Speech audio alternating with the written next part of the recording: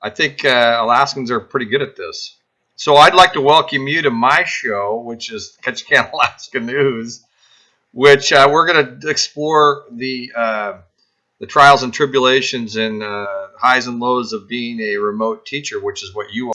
I think one of the biggest adjustments for me has been as a teacher. I don't want to say like I put on a show, but there's a level of performance and engaging the kids. And so not having that, not having, I guess you would say that I'm not getting enough attention. But humor, it's different. So are you guys? I mean, I'm out of it, and I know that my daughter's has a morning session with her third grade teacher for about a half hour. They do some show and tell. She reads them from a book like she normally would. So there's some normalcy there. She gets to see her other classmates. Well, you guys at the secondary level have multiple classes. I mean, what's the lay of the land on this for you guys? And I do understand that they're not really holding kids accountable for work right now, but just give me a little lay of the land. Yeah, it's and as a non official spokesperson for it. Please qualify all of your statements. Yeah. Well, we can even talk about that. Yeah, we've talked in my when I was getting my master's in journalism. We talked about how careful people have to be when they are being interviewed, and the angles and stuff. But yeah, the first week, 2 weeks was just about making contacts.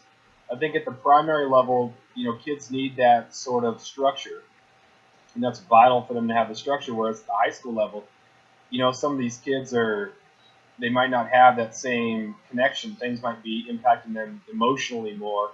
So just making those connections and emailing kids and even texting some kids that you have a rapport with, and just checking in. There are some kids who it's difficult for them to cope with how the basketball season ended, or not seeing their friends and not being able to be social. And so the main thing was just meeting the needs of those kids on that level first, and now we're going forward with activities that aren't going to be graded, but keeping that academic that brain function thing up, and moving forward. So it's weird, it's difficult, but it's our job not only as teachers but as people. So you're meeting some essentially as a staff, let's say, and then you're doing some interacting with students at a personal level, and that's kind of how it breaks out in your day?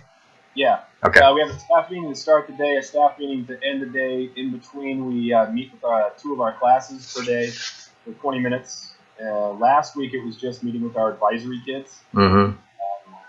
And then this week, we're actually meeting with classes, and it was just kind of talking about how things are, explaining what's going on, and then have some activities that are relevant to the course, but not new content. Do you have? There's a lot of kids who don't have the same access. Yeah, right. That's always a problem. I'm ready to go. Because part of the morning stuff is researching other distance learning models and other articles and how other school districts are doing it. Mm-hmm. And so you get really gung ho, but then you think, oh well, if half my kids can't listen to a lecture, can't access that, or they're sharing. Their younger sibling has to Zoom, and their parents are working from home. It's a pretty complex thing. Right.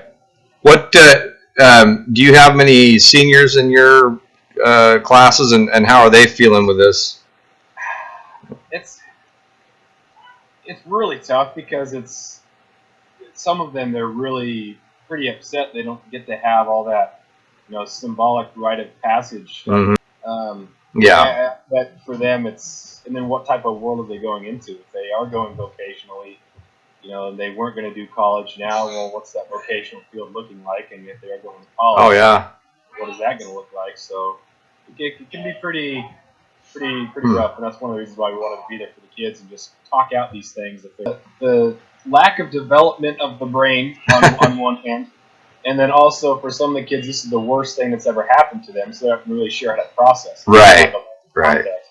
For some kids who don't have stuff, and then school provided that social stability. Now with that being gone, and then like a family who was fine, economically, but now they don't have a job. So all of a sudden you're you've loosed, and then how many more families will be added to the poverty level, and that's just Yeah. that's such an added stress for the kids at home, and it's if you're a senior who's going to graduate, whatever that looks like, and you can still go off to college, then hopefully they'll appreciate that things are way better for them than the family who was maybe impacted by the sickness itself.